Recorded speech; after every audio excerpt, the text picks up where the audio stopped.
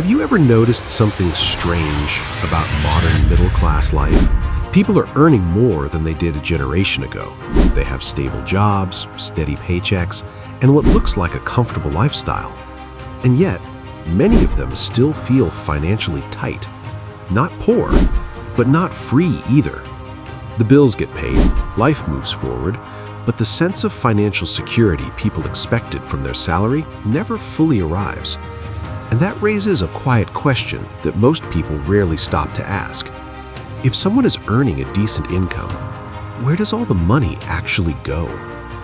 To understand this, imagine a fairly typical situation. A young professional in the United States earns around $70,000 a year. On paper, that sounds like the start of a stable middle-class life. After taxes and deductions, their take-home pay might be somewhere around $4,200 each month. At first, that number feels reassuring, but then something subtle begins to happen. The money starts getting assigned. Rent for a modest apartment in many cities might be about $1,600. A car payment and insurance together might reach around $650. Student loan payments might take another $350. Groceries, utilities, and a phone plan could add another $500 or $600. Health insurance contributions might quietly remove about $250. Before the month has even properly started, more than half of the paycheck has already disappeared. And then come the smaller expenses: streaming subscriptions, occasional dinners out, a few online purchases, a gym membership, weekend activities. None of these things feel extravagant. In fact, they feel like the normal rewards of working hard. But together, they might quietly absorb another $500 or $600. By the end of the month, that $4,000 paycheck has almost completely vanished. No reckless spending, no luxury lifestyle, just a normal modern life. And this is where the real mystery begins. Because the middle-class money trap isn't obvious. It doesn't look like a financial mistake. It looks like stability. Every expense feels reasonable, every payment feels manageable, life appears responsible and well-organized. But underneath that normal lifestyle, something important is quietly happening. Most of the income is already promised away before the person even receives it. Rent, loans, insurance, car payments, subscriptions. The paycheck arrives and immediately begins flowing outward, not because someone is careless, but because modern life is built around monthly commitments. And once income is structured this way, something interesting changes. Your money stops being flexible. It becomes scheduled. A rent increase, a medical bill, a few months without work. Suddenly, these situations feel far more stressful than they should, not because the salary is small, but because almost every dollar already has a destination. Now here's where the story becomes even more interesting. Most people believe the middle-class money struggle comes from not earning enough money. But in reality, the trap often begins once people earn just enough to qualify for financing. Consider something simple, like buying a car. Imagine someone chooses a car worth $38,000. The salesperson rarely focuses on the total cost.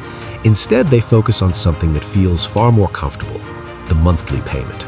About $620 a month. For someone earning $4,000 a month, that doesn't sound unreasonable, so the decision feels easy. But over 6 years, that payment quietly turns into around $44,000 once interest is included. Now imagine something slightly different.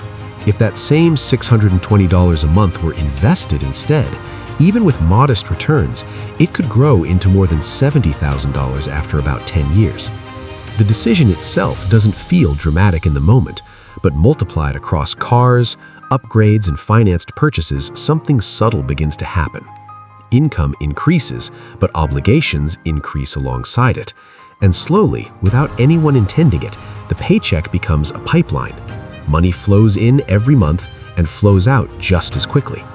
So why do intelligent, responsible people fall into this pattern? The answer isn't lack of discipline, it's psychology. Modern middle-class culture quietly rewards visible stability. A reliable car signals progress. A comfortable apartment signals adulthood. A lifestyle that matches your peers signals success. None of these choices are irrational. In fact, they often feel like proof that life is going well. But there is a subtle shift that happens once people begin earning steady income.